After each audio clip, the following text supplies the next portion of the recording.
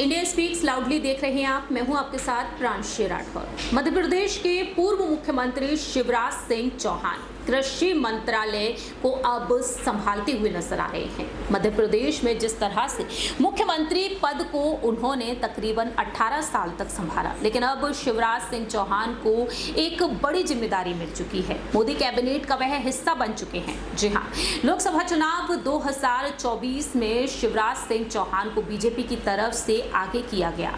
लोकसभा चुनाव वह लड़ते हुए नजर आए और इस बार उन्हें मोदी कैबिनेट का हिस्सा बनाया गया है। कृषि मंत्रालय उन्हें सौंप दिया गया है और इस कृषि मंत्रालय की मिल जाने के बाद शिवराज अब कड़े एक्शन लेते हुए नजर आ रहे हैं। आपको जानकारी देते चलें कि 100 दिनों की योजना का प्लान उन्होंने तैयार कर लिया है कृषि योजना के संबंध में, और ऐसे में विभाग के अधिकारियों का साफ तौर पर कहना है कि शिवराज सिंह चौहान ने अब यहां पर एक सफलता हासिल करने के लिए प्लानिंग बना ली है और वो कैसे भी करके यहां पर उन मुश्किलों का हल निकालते हुए नजर आएंगे। सबसे बड़ी चुनौती शिवराज सिंह चौहान के सामने किसान आंदोलन है।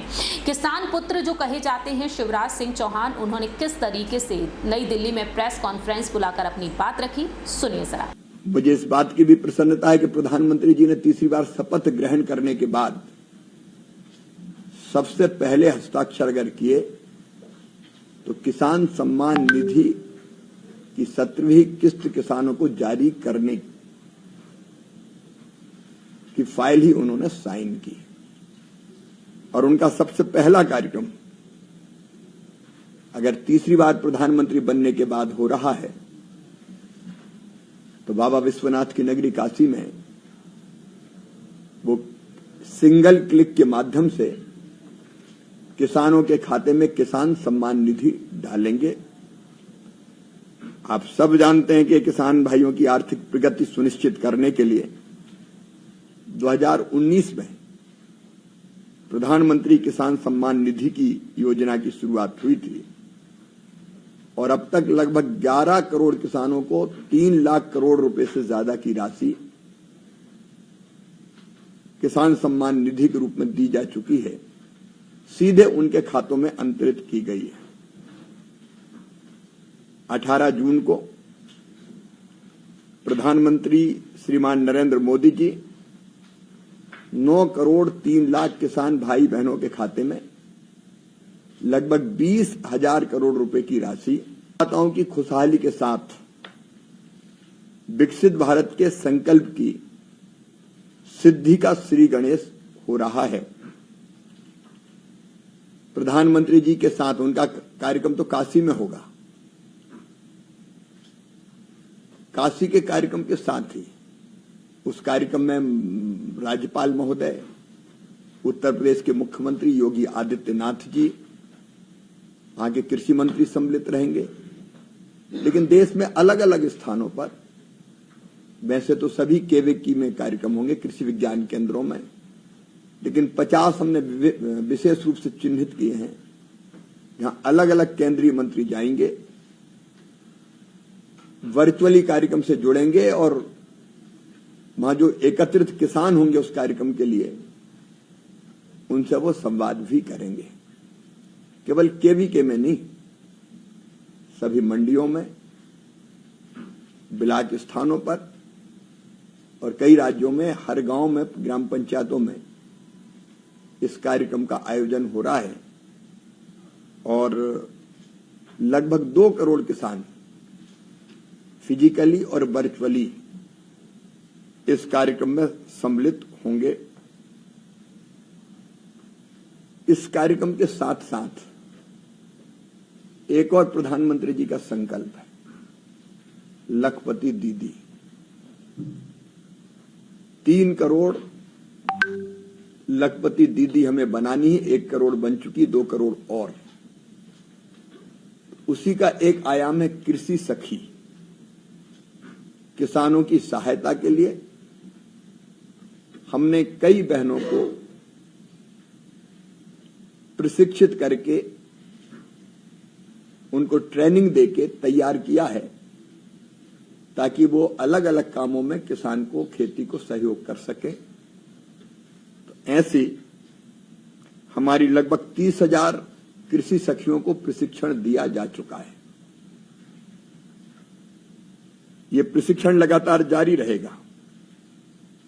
कृषि सखियों में अधिकांश सेल्फ हेल्प ग्रुप की बहनें हैं, जो हर काम को बहुत गंभीरता के साथ करती हैं,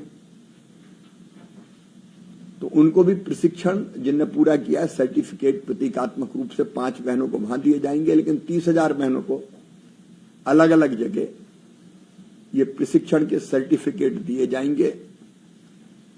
और इस सर्टिफिकेट के बाद वो विभिन्न कामों में किसानों को सहयोग करके लगभग 60 से लेकर 80,000 रुपया अतिरिक्त रूप से साल में कमा सकेंगी, अतिरिक्त आय अर्जित कर सकेंगी।